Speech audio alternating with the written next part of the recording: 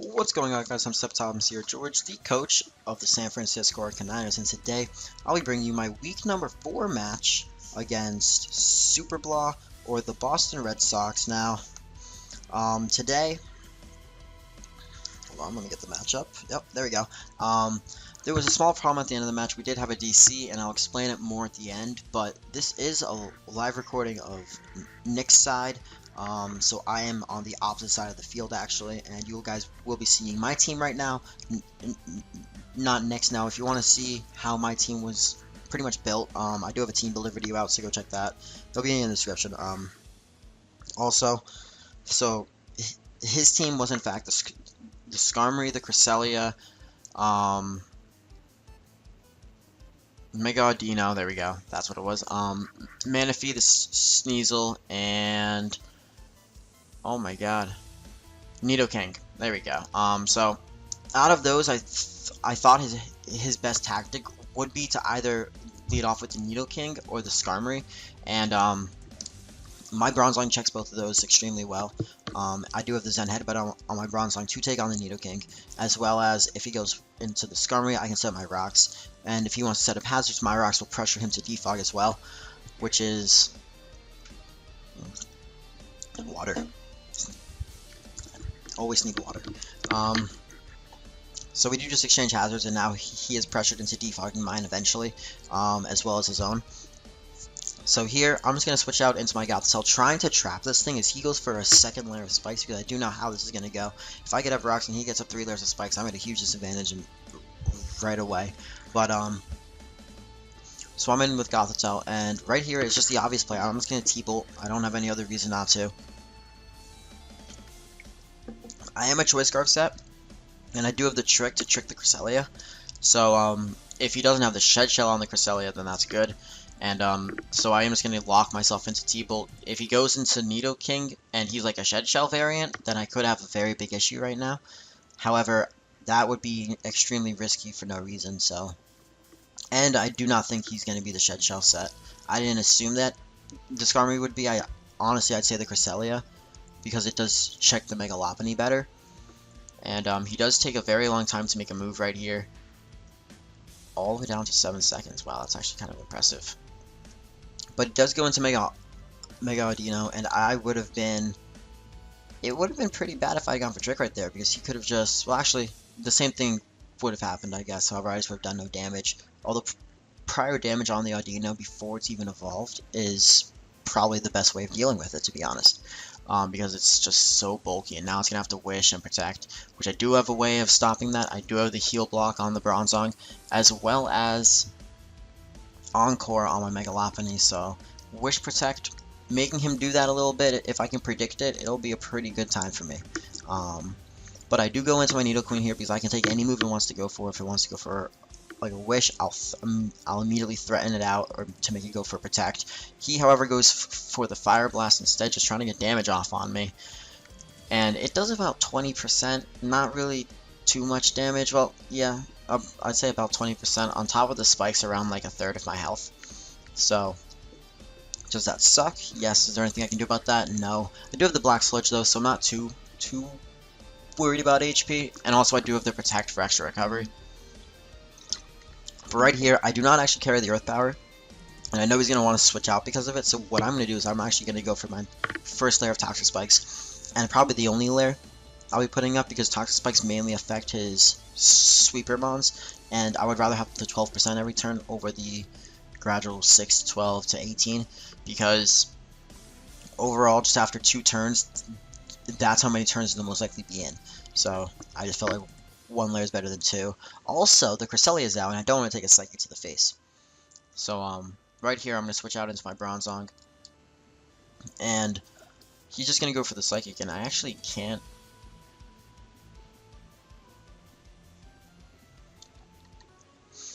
I am sorry about that, guys. I had to pause it really quick. But, right here, I switch out into my Bronzong, and I can't actually touch the Cresselia. I do have the Heal block, so I can block it from healing, but it's not at a range of HP where it's ever going to want to heal. I only have the Gyro Ball to touch. It's not going to be doing a lot. So here I know he's going to switch out most likely into Skarmory to set up more layers of spikes, and I actually double switch out into my Rotom, and I get the prediction right. Now here, I thought about this play for a little bit. Do I Volt Switch, predicting him to either go into like Audino or something, or the Cresselia, or do I Shadow Ball, predicting the Nidoking or the Cresselia?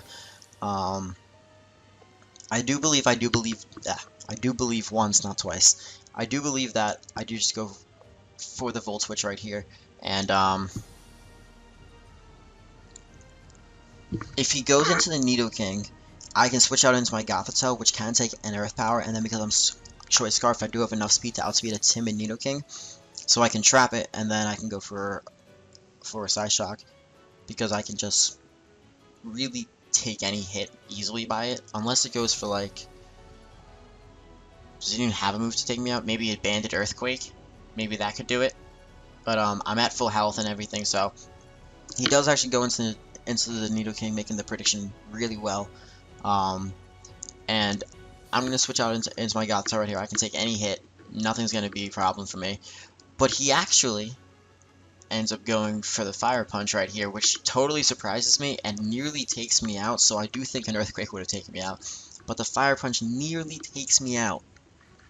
So right here, I immediately was scared because I do outspeed, but what if he just goes for the Sucker Punch? I trick, predicting the Sucker Punch, and trick him my Choice Scarf, and then just Calm Mind up until he has no Sucker Punches left?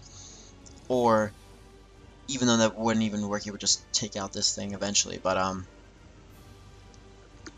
or do I go for Psyshock, predicting the Fire Punch again, and I do take down almost the entire timer, but I do end up clicking Psyshock, and we're gonna see if that works out for me or for him, because either I'm losing a Pokemon here or he's losing a Pokemon here, so we'll see exactly what it's gonna be. And he doesn't go for the Sucker Punch, don't even know if he had it, and the Psyshock's just gonna be able to clean take out the Nidoking, so that's a huge threat out of the way. My only switch in stat was Bronzong, and it can't even take a 2 Fire Blasts, so which just means that it's just a huge threat to my team.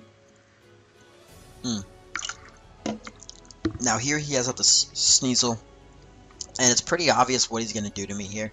I decide to stay in, go for Psyshock. Maybe he'll want to double switch out, I don't know. But he does go for the Pursuit, there's nothing I can do there. And he just takes me out.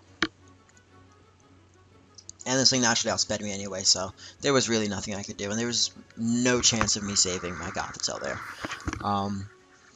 Right here,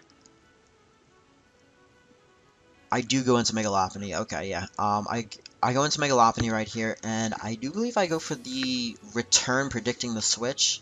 I hope I did.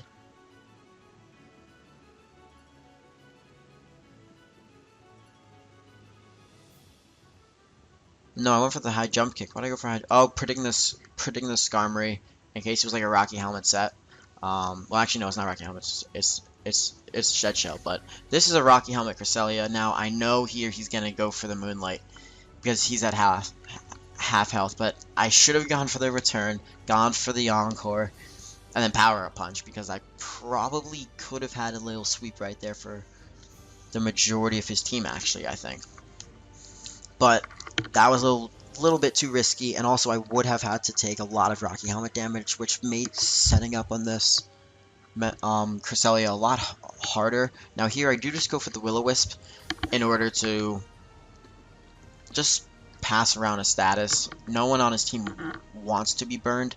If this thing has the Heal Bell, it doesn't matter anyway.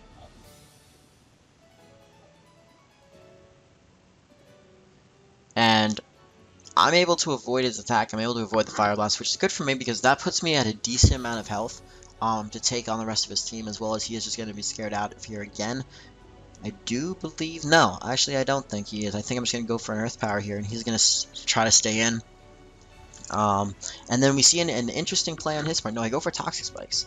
He's going to go for... Okay, now I know what's happening. He's going to go for Fire Blast. And I went for Toxic Spikes just to get up a lair, because he doesn't have the Nidoking anymore, so he's going to actually have to defog if he wants to get those away.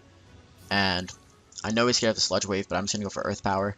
And he's actually going to go for a Healing Wish, which means this Mega Audino doesn't even have the Wish or Protect. Like, it was an, like, offensive Suicide set, which I I don't mind it. It just knocked itself out. It's not gonna be a problem for me. Now he goes into the Sneasel, which I didn't know what he had to Healing Wish up, honestly, because I was looking at how healthy his team was, and there was really nothing that was too concerned by it. But he's gonna get poisoned right here, and it's time for some mind games. What I'm gonna do here is I'm just gonna go for the Protect, predicting the Icicle Crash, or to predict him predicting the knockoff. Wait, that didn't make sense, but I'm gonna drink water. I am. Protect is the safest play, and he's toxic, so I feel like just trying to whittle down the Sneasel is important, as well as he has the Life Orb, the Toxic, and the Rocks. This thing's not gonna be surviving many more switch-ins, let alone enjoy the poison every turn, and then the poison Life Orb every turn. That's like a third of his health right there. Now here, he just went for the knockoff, predicting my Bronzong, so is he going to go for knockoff again? Or is he going to go for Icicle Crash? I'm going to predict him to go for knockoff again. And I'm just going to go for an Earth Power, which is going to, I believe, take this thing out pretty easily. I still am sheer force with Earth Power, so even though I'm physically defensive, I do believe I'll take this thing out. And if I don't, the Life Orb and the Poison will.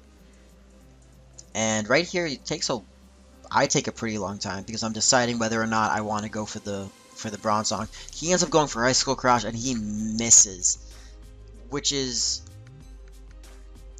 this is where the battle really turned into my favor right here, because the Sneasel being gone and me having my Nidoqueen is about to play a huge role in this Manaphy, because right here he gets poisoned and he's gonna go for the Scald, and it's not going to take me out. So I go for the Thunderbolt, and that does just about half, a little bit over half maybe, just about half I'd say.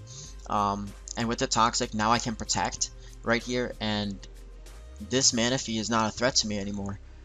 It's at too low of a health to where it can take like a high jump kick or something, so I can always outspeed it. I can Volt Switch on it with the Rotom, and I do believe that that's. I'm just going to sack off the Nidoqueen right here. I just go for the Protect right there, to get down the Manaphy just a little bit more on the poison, just to guarantee that I can get a kill eventually on it, and in only one hit using my faster mons like Rotom. Although I'm pretty sure I could take him out with a Thunderbolt at that point, but just in case. It's always good to be safe with that stuff.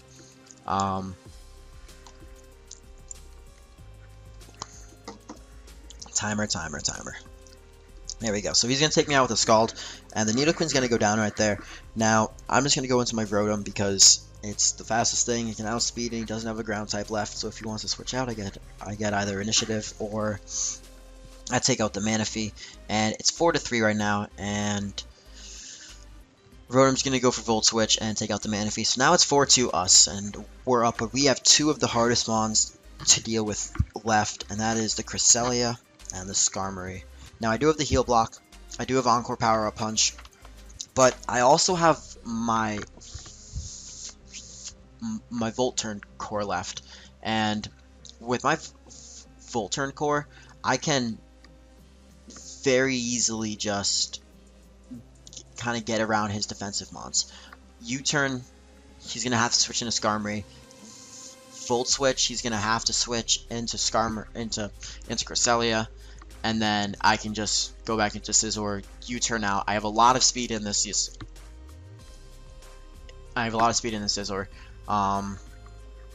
So I'm just gonna U-turn out here. I'm gonna go into my Rotom, and this is where the DC happens, guys.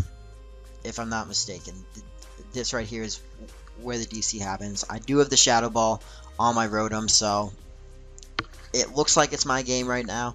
It's going to take a while, but it looks like it's my game. I'm going to go back into my Scizor right here, and with the speed investment I have, I should be able to outspeed and invested by like maybe 40 EVs Cresselia. I have 180 EVs in speed, and I know I can outspeed this thing, and we DC right there.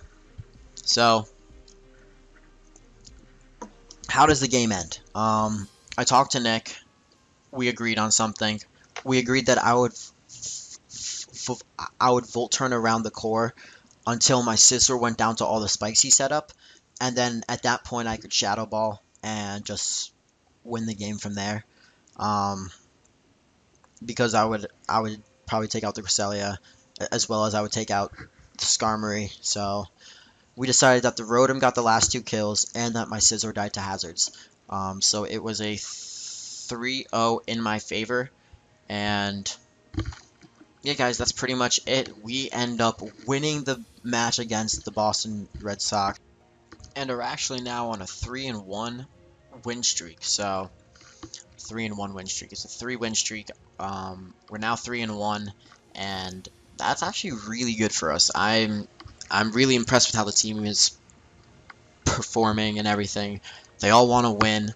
Everyone wants to do it, and they're performing to the utmost of their abilities. And right now, next week we're going up against Hayden, the Sacramento Sea Kings. It's a division match. It's an important match. Of course, I'm going to try to win, and it's always good to win those division matches because it prevents your competition from having a chance of getting into the playoffs. And right now we're 2-0 in division matches, and we are 1-1 for the out of division matches, which is okay still.